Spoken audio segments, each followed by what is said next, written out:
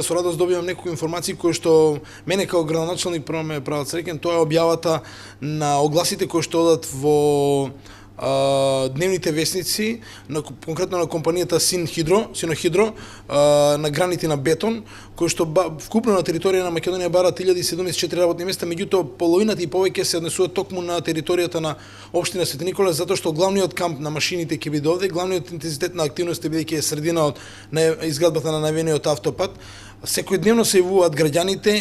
прашуваат за таа цел, ние направивме зголемени, значи фотокопии во А3 формат, ги залепивме на сите видни места во градот за да може што подобро бидат информирани сите жители за да можат да аплицираат на овие огласи, затоа што ова е всушност првиот ефект од почетокот на изградбата на автопатот. Кога ме прашуваа новинарите вие што ќе бидат ефекти, го гледаме ефектот, веќе првиот е видлив ефект, значи отварање на нови работни места кои што ќе значат екзистенција за многу семејства и многу фамилии.